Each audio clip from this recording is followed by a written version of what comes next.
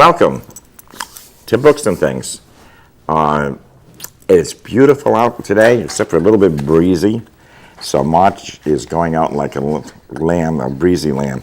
And April's tomorrow.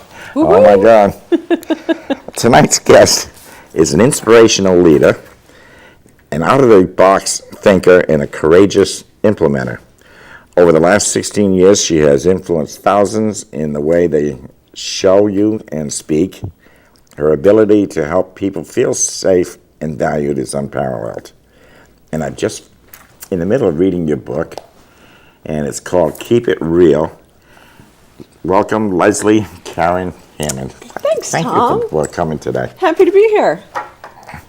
So, you're writing, and you've got a couple other books.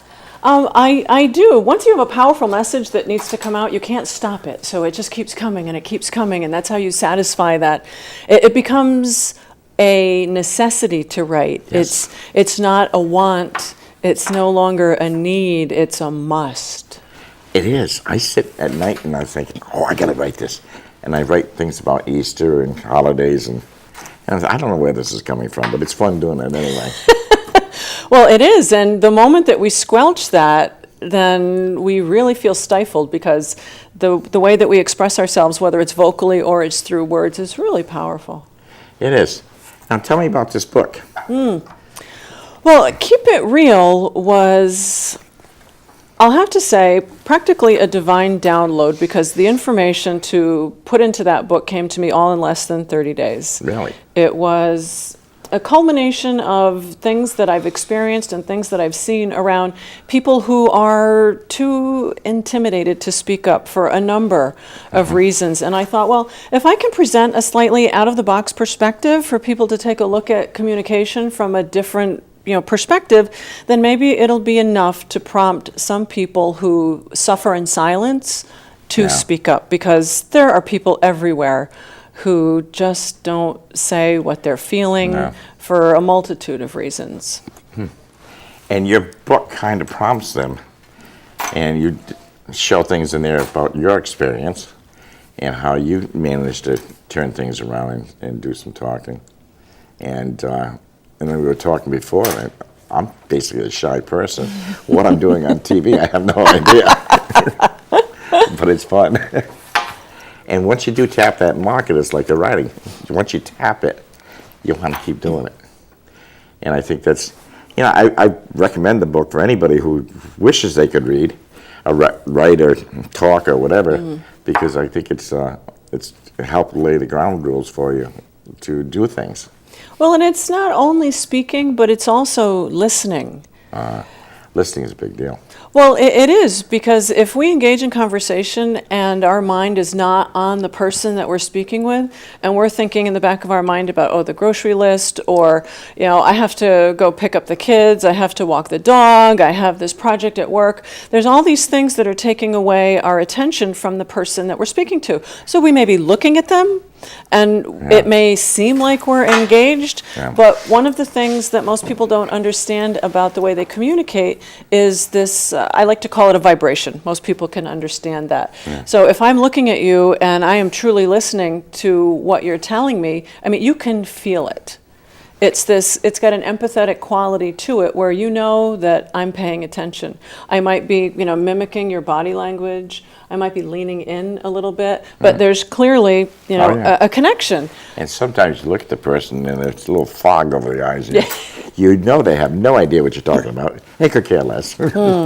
Exactly. And when people enter conversations like that, the person who is in the fog, so to speak, they may not realize that that's the vibration they are projecting. And sometimes they're completely oblivious to it, which to me is just, it's bizarre how nobody can understand that. But the person who's being listened to or thinks they're being heard, they can clearly feel it. And a lot of times, and it's mostly with women, that you're saying something and you're almost finished the statement and they've got another subject coming at you. And you think, wait a minute. You were thinking of something else when I was talking to you. And that happens a lot. Well, it's amazing. I saw this video once that a pastor had done. It was on YouTube years ago, and it described how a woman's mind looks and how a man's mind looks. And men have the capacity to box things. Yeah. So there you've got this category, this category, this category, and women were all interconnected. So when you were having that conversation, one thought tapped another, and then you've got like 8 degrees of separation from the first thought. And you have no idea what's going on. Exactly. So when a gentleman says, or when a gentleman is asked, what are you thinking? And he says nothing, he's right. Oh, you must be thinking something. No, I'm not thinking anything. I'm completely content thinking of nothing at all. Women don't understand that, but we do that. We just go into nothing. Well, I have a nothing box, I'm proud to say. Oh, good. And it's a beautiful place to be in. It I'm is. not there all the time, but... It is. And like a lot of times I'll sit at the computer and I'll play a card game. And that's my nothing. I'm not thinking about anything. I just want to play that. And I'll play it for half an hour. Then when I get done, I go back to work. But you got to have a nothing box. And a nothing box works very nicely. Oh, absolutely. And I mean, it's like meditation. A lot of times people have their head wrapped around this, perception of meditation that you have to be sitting there with your legs crossed, eyes closed, hands out.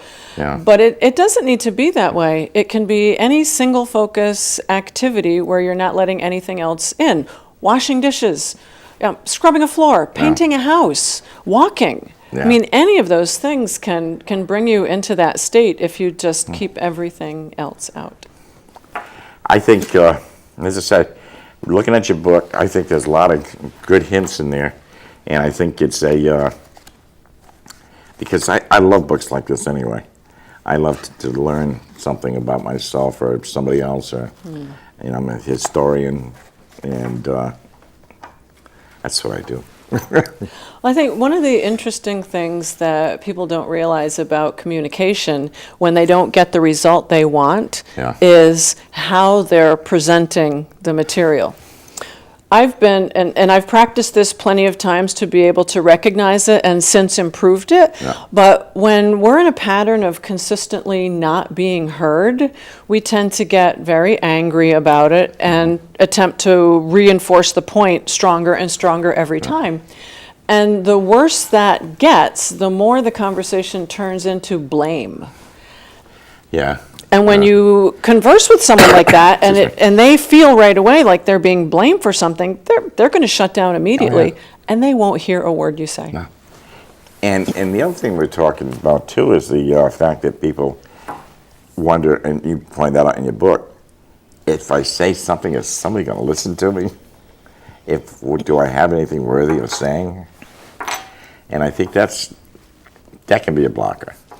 Well, worthiness issues are monumental. We all have them in different aspects, for different reasons. Yeah. And it really takes a concentrated effort to recognize it, realize that it needs some work, have the courage to do the work, and then to move through it.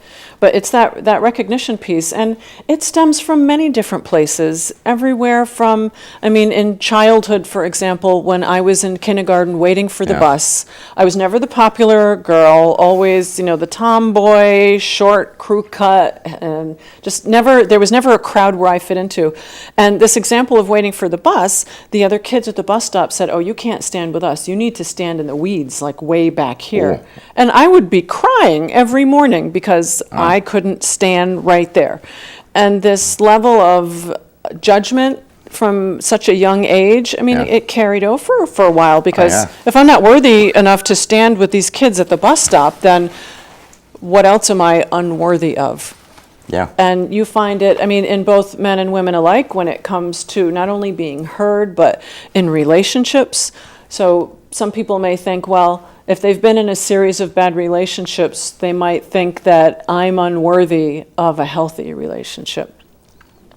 And same thing with people being heard, or when they're consistently not heard when they're having a conversation, then they may think that I'm not worthy of being heard at all. But to me, it doesn't matter who you are, what you've done, how old you are, everyone is worthy of being heard. How well we're understood is dictated by how well we're able to articulate. And, it's And I would there's a lot think a to lot that. of it's probably from age 5 or 6 when you're trying to tell something to your parents, and they're going later, or, I don't want to hear it. Or this is one of my favorites. Children are meant to be seen and not heard. I love that one. And I heard that when I was a kid, but that's usually because I was probably being dumb or whatever. And but for the most part, I can remember not saying much because the adults were talking, and unless they actually talked to me, and a lot of kids don't get spoken to, and Well, and sometimes when they get the stage, so to speak, or they're able to talk, it's as though everything they ever needed to say from day one comes out exactly, and there's no filter, No. and they don't know how to segment topics or emotions, so it just continues to flow, and then people tend to shut down. The listeners tend to shut down because it's too much information. what? I don't care. No, yeah, exactly. Yeah. Exactly. Now that's true, and I was saying that I just started this new session program. I'm thinking, do I have enough information that's going to get these people excited and interested? And it worked out that it did. We had a very good session. But you sometimes wonder. I give an example with the TV show. I think my second show, my guest did not show up. And Frank said, "What do you want to do?" I said, "I'll wing it." And I think, I had no idea what I'm going to talk about. But I started talking about writing, publishing, getting a book published. I did the whole 30 minutes like that, and I finished, and I thought, I didn't know I knew that much. Good thing that was recorded. Yeah, because you really don't, you don't think you know that much, but you can fill a half-hour show, and I was impressed. Well, it's amazing how the things that come easily for us, that we take for granted, others find value in. Yeah. It is so common. And the more that we have an opportunity to speak about it, like you did with that program where the guest didn't show, Yeah. I mean, that was an epiphany in and of itself. Like, holy cow. Yeah, wow, I didn't know that. Exactly. Yeah, your stride took a new And people swagger. will look at it and say, that's a lot of work. No, it's not. To me, it's not. We go through things like writing books or whatever, and I don't know about you, but I write very easily. I've never had a block, although I haven't started my new book because I've got a block. But it's just, you do it. To me, it's just easy, and I wonder why everybody isn't doing it.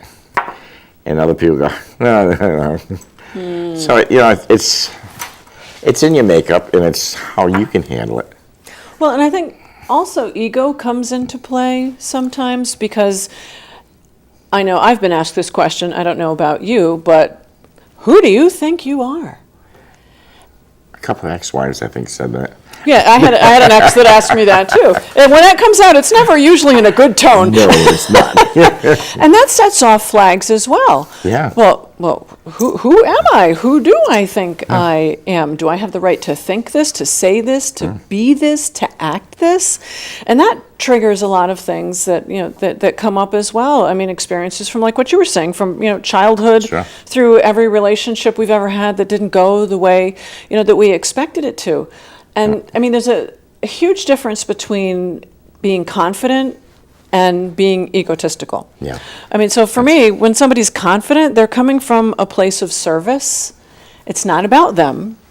It's about helping other people any way that they can. Yeah. Versus ego, where it's all about me. Yeah. And I don't think I'm egotistical. I think I'm good, but yeah, I'm kidding. I just do things, and I don't think about it. And I think one of the things is that I remember talking to somebody, and about a year later they said, you were right. What? I don't remember it. They did. And I think that when things like that come along, it makes you feel good. Well, it's validation. Yeah, validation. You know, and absolutely. everybody seeks that. And just like the group that you've recently started, where people were coming and you were wondering, okay, well, are people going to get out of this what I would hope they would? People are so hungry for community. Yeah. Because it's within those circles that people are validated. And it's amazing, no matter how successful someone is, there is still that really, it's like a primal need for validation. Yeah. And, you know, we congregate in groups of other people who can help us be validated. And that can be good for your ego and for yourself, except you can't stay there long because then you're at the bottom. You have a tendency to rise because you're looking at the other people as mentors, and you're not going to go above those people. You have to change. Well, it's a very good self-esteem builder. Yeah. But in fact, I was just saying to someone today how I like to be challenged, because in a relationship or a conversation, if someone's agreeing with you the whole time, it's boring. Like me. You know, it's absolutely boring. Well, and as soon as I said that, I looked up and I said, okay, please be easy on me. Because you have to be careful what you ask for. So I said, it'd be interesting to see what happens in the next couple of days. Yeah. But there needs to be a dynamic and, you know, and a constant exchange. And I've had that in relationships before where people were just so eager to be agreeable, and you're thinking, well, come on, you know, challenge me somehow. Let's make it interesting. Believe me? Right, you know, give me your opinion. Don't just agree with me. Tell me how you disagree. Yeah. And a lot of times, you know, when it comes to speaking up, people, well, like the person that's glazed over that doesn't understand what someone is saying, they're worried that people might think they're unintelligent. But if I don't understand something, I'll be the first to say, I don't get it. Yeah. Please explain it to me. Yeah. My father, and I've said this on air before, my father, I would go up and ask him how to spell something. Here's the dictionary. Or Dad, just give me a hint. Read it, check it out. I don't know how to spell it. Check it out. Look at the dictionary, you'll find it. He would not help me, which really ticked me off then. Now, he was right. It made me do what I should have done in the first place, look it up. But there's a faster way. And look at now, you Google everything. Yeah. Yeah, exactly. In a matter of seconds, you have your answer. And it's another thing, speaking of Google and Facebook, are you on Facebook? Yes, I can be found, well, Confident Speaker Series is the business page, and then personal page, which is Leslie Karen Hammond. Facebook has a tendency to draw the worst out of everybody. Well, I don't spend as much time on there as I could. And for me, I haven't quite developed the discipline where I can go on for 10 minutes. Oh, I can't either. And if I can't sleep, then I'll go and I'll scroll through the feeds of everything. But I haven't gotten to the point where I use it as as powerful of a tool as it could be. I do posts, you know, for events and things like that. Yeah. But I haven't gotten to the point where I'm comfortable doing, say, like a video once a week or something. I'm getting there. I'm stretching myself. It's a tremendous tool. And you can get your name out there. I've got like 1,800 friends. I don't know. But because I'm in the Lions, I got a lot of Lions friends from all over the world. I don't even know who they are. And but I do have a lot of friends. And a lot of subjects are good, but then they do have a tendency to speak out, and you sit there and go, what are you talking about? And these are probably people who don't really speak that much on the outside. But give them a computer, they can say whatever they want. Well, it's that element of safety. I mean, that's a huge reason why people don't speak up, is because they don't feel safe. Yeah. It's almost as though conveying what you're thinking and feeling paints this picture of vulnerability, which most people equate with weakness.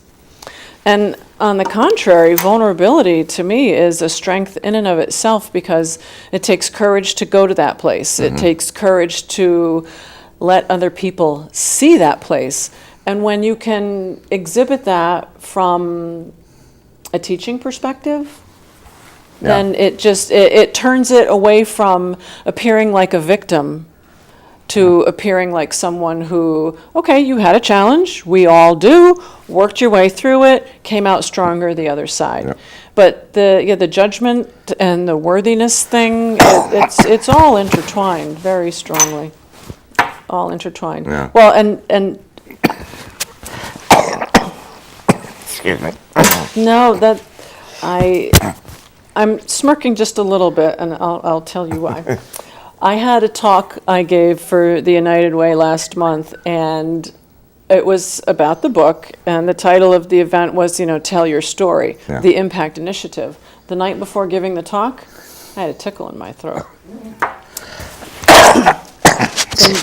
The morning of the talk, I had a tickle in my throat. Jeez. So I get up on stage, and I'm very transparent. I firmly believe that you tell it like it is. So my suggestion for you, things always show up in the body. We can't hide it. Yeah. So what is it that you have to say that you're not saying? Not necessarily to me, but No, I don't know. in general. So Yeah. it's an invitation to take a look at something that needs to be said that you're intimidated to speak I up thought it was about. just my bronchitis. That's The interesting. body never lies. Yeah. Never lies. I can't say a lot of things on air, See, there you go. Whoops, somebody's taping me. Gotta be careful. Politically correct.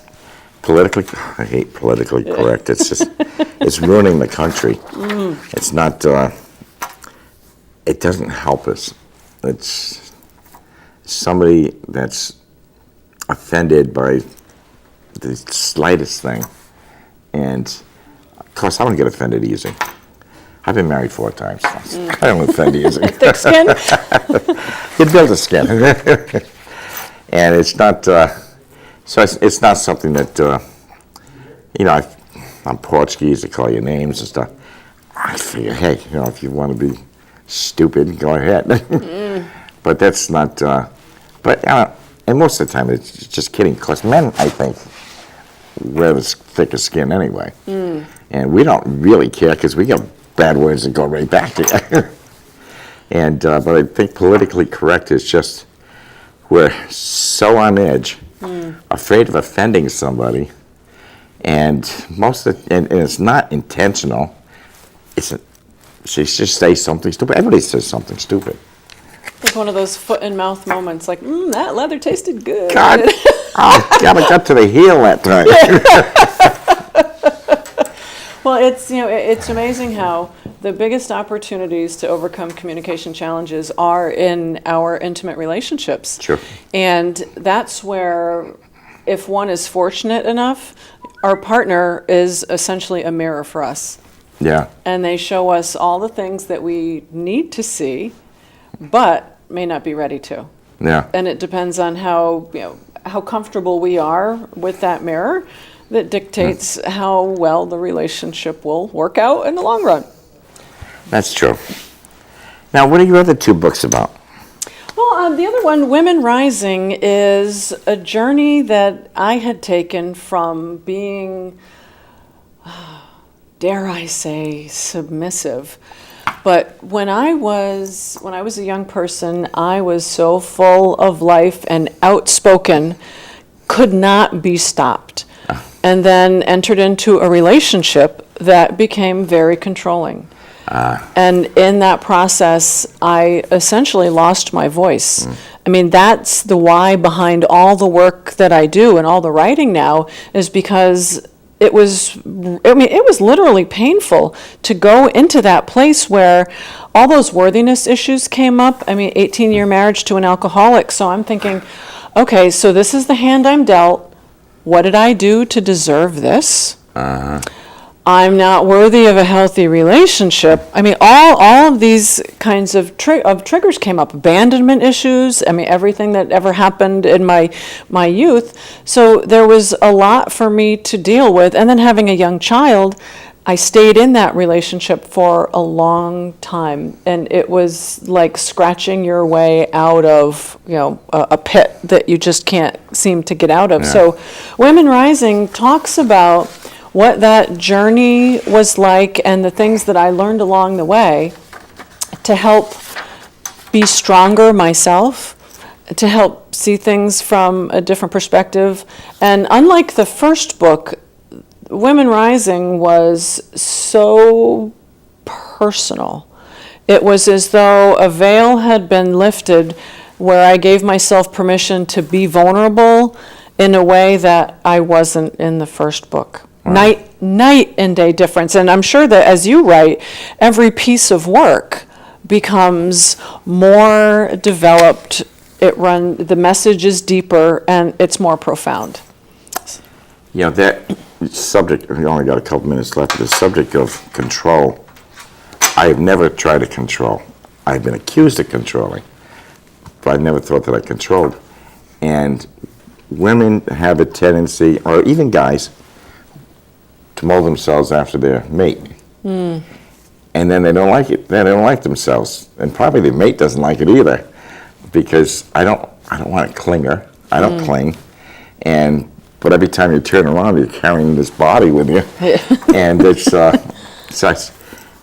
but I can understand what the control is, and it's a shame on people for doing it. Well, that's why you see a lot of people that, like say in a workplace, for example, where you have someone who's extremely aggressive Yeah. and dominates a conversation. I firmly believe that occurs because that is the only component of their life where they have some sense of control. False as it may be, it's still the perception of control. So they hold on to it as tightly as they can because that's the only place they have it. Yeah, because some people just hang on and you see things falling apart and you just want to hang on to it as long as possible. Now, you've got a book writing workshop in London. Yes, on April 30th at Blissworks Yoga and Healing Arts, I have a 3-hour book workshop because I'm so passionate about people realizing the power of writing and that almost everyone I've talked to has a book in them. I've created this 3-hour workshop where within that time frame, people will be very clear on why they need to write, they'll learn how to avoid writer's block, and I'll get them started writing all in 3 hours. Wow. That's packed. It is. It's packed. It's powerful. It's transformational. It's extraordinary. And what time is that? That is from 1 p.m. to 4 p.m. on Saturday, April 30th. Right now, if you go on Eventbrite, you can see it, but people, if they would like some more details, they can send me an email, and I'm happy to forward them. And your email address is up there? And you have monthly women's circles? I do. Right around the time of the new moon, I hold women's wisdom circles, and it's this small, intimate group where we talked about safety before, and it provides this element of a sacred circle where women can show up and be whoever they are at that moment with no judgment, and they say what they need to. I offer them different ways to take a look at something that either they're going through or a lesson that's been profound in my life over the course of the past month. So I'll bring that up, and there's always an exercise involved where people release things. We have 1 minute. Oh, right. Damn, this has been fun. Where can we get your books? Books can be on Amazon. Amazon. And if you want a signed copy, then reach out to me. And also in New London, the Public Library on April 16th is having a local authors fair, so I'll be there. Oh, really? I think I did hear about that. I got just about 30 seconds, I think. And I want to welcome April, because April starts tomorrow, and that's a sure sign of a spring. Exactly. And we'll get the showers to bring the Mayflowers. The Loved Ones Lost was on March 28th at the Groton Regency. Please contact me for more information for the fourth Monday of April for our next one. For past shows, you can go to YouTube. On YouTube, go to sec-tv.org for the YouTube button. Press the button, and you can see any shows we're on. Next week, I've got Frankie Justin Lamprey coming on. That's the country's newest star. He's been singing, been on his show here since he was 14, now he's 16. Almost 17, all right, Lord, how does the time go? So he's going to be performing here at the studio again.